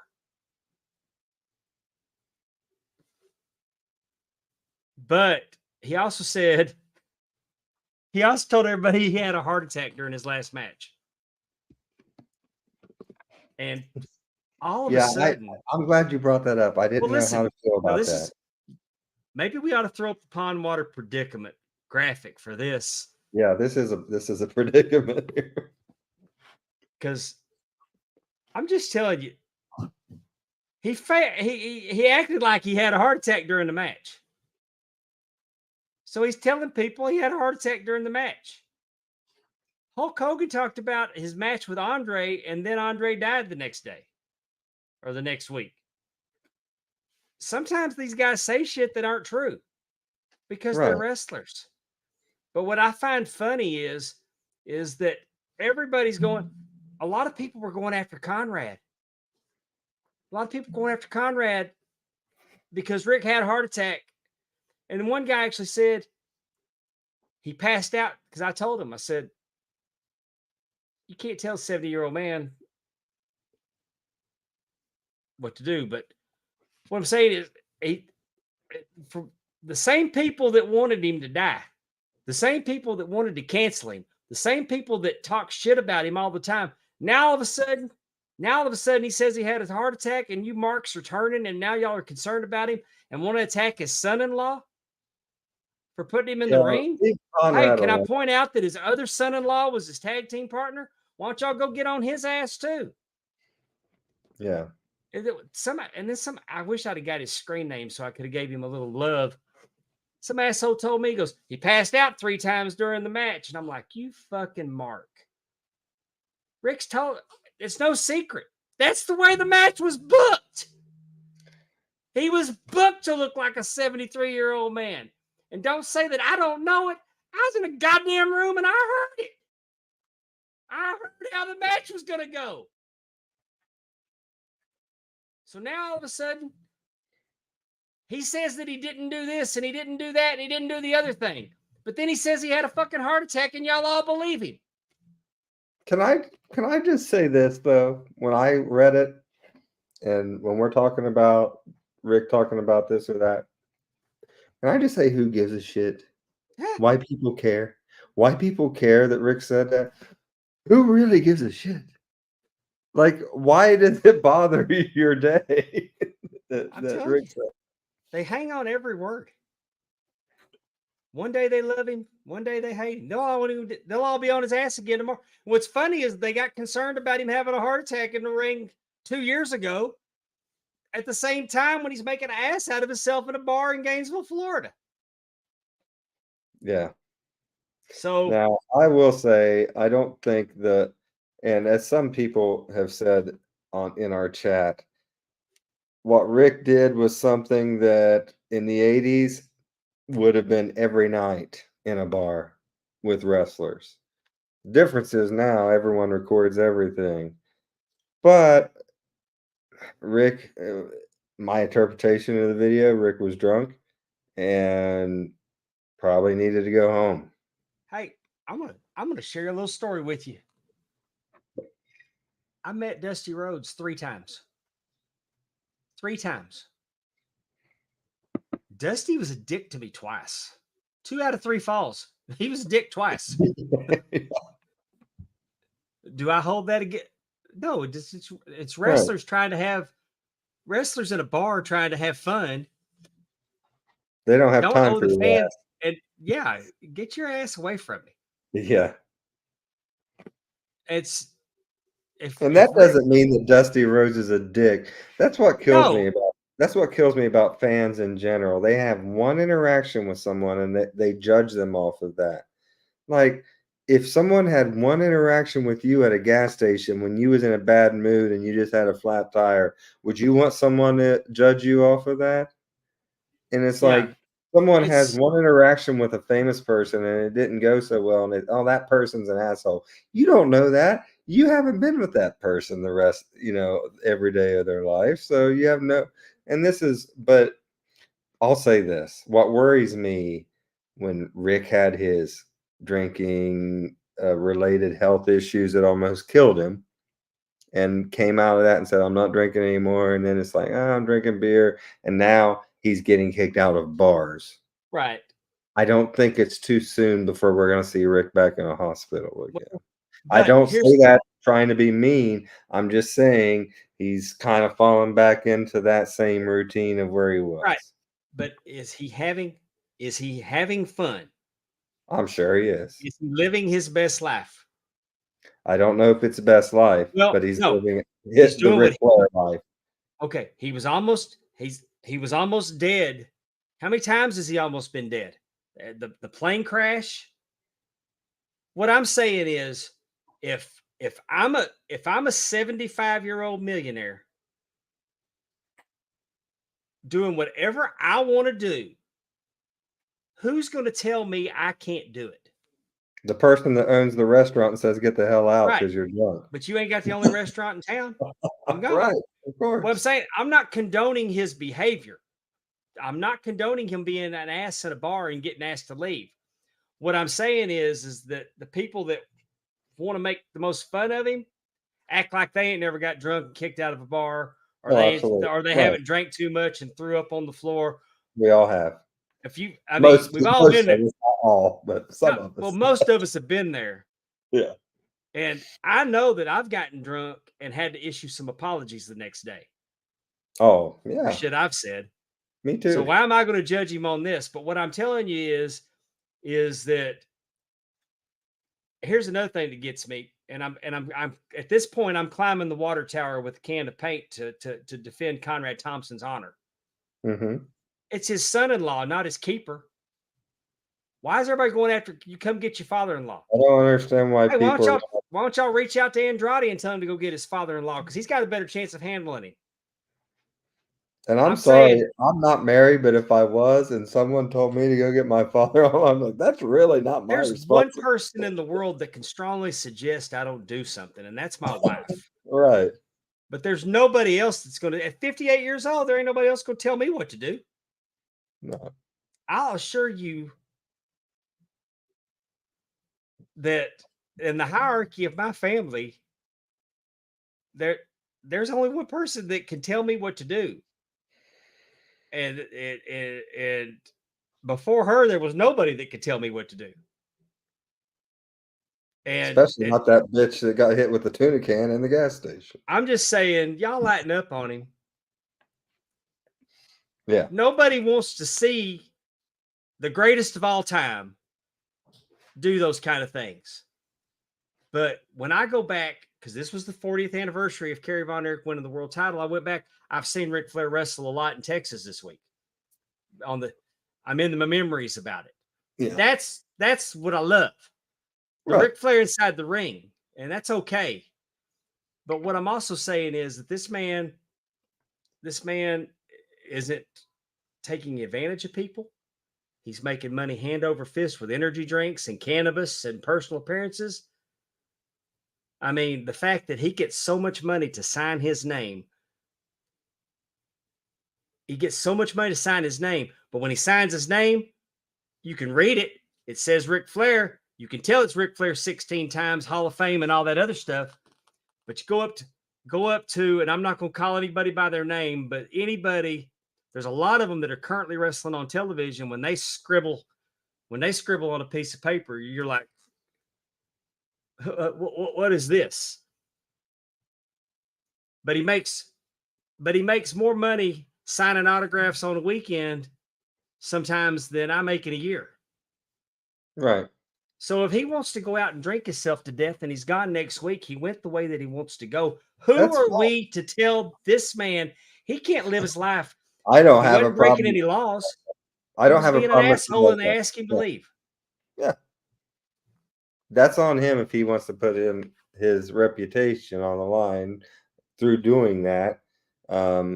Gerard Millette had something to say. Had the pleasure of working with Nature Boy in the early 90s. He was a complete gentleman while he was working. That's his problem. If he's not working, he turns into a different man. And I met him a couple years ago, Gerard, in the hotel in the coffee shop line, and he was behind me, and I bought him a coffee. Obviously, he was getting ready to do the show. He was completely sober. He was a perfect gentleman, and he was very nice to me. Obviously, it's not the Ric Flair that I saw in that video. So, I mean, that's the thing.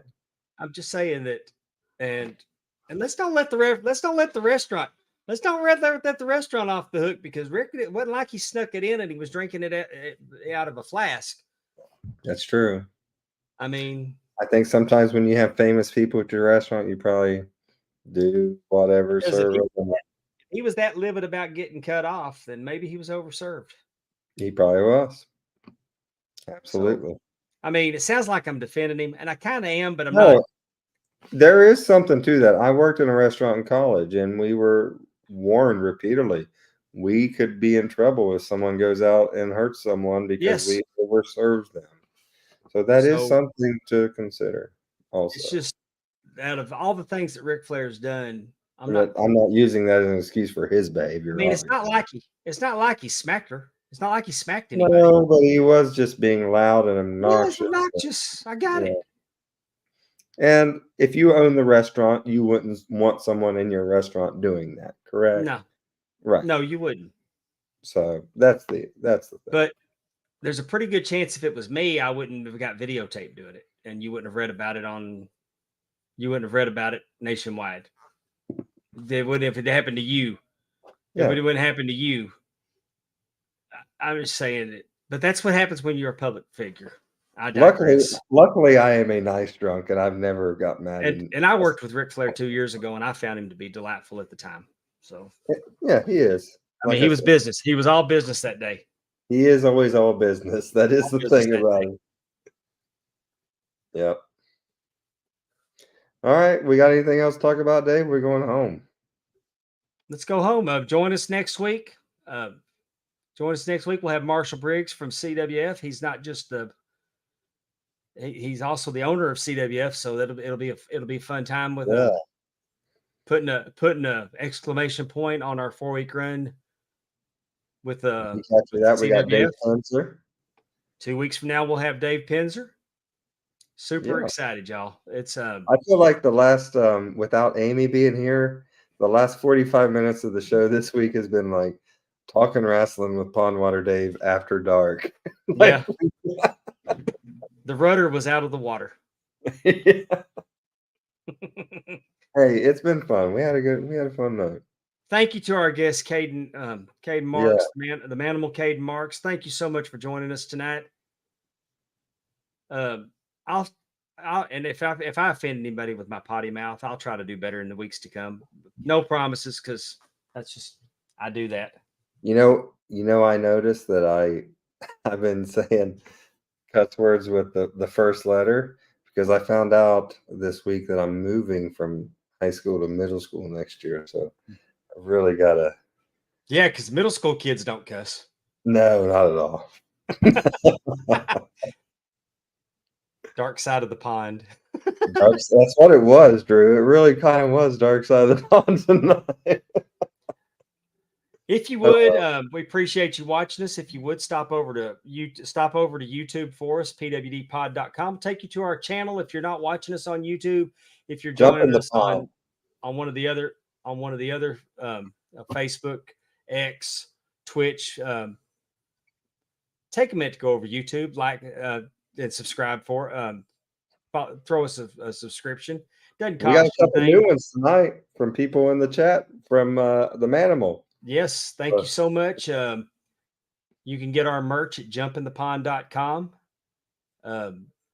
We're doing bonus content on the RAM Network, theramnetwork.com. Take you to our Patreon.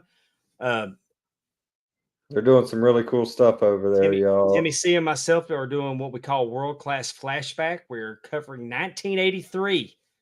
Yeah. We're going week by week for World Class Championship Wrestling in 1983.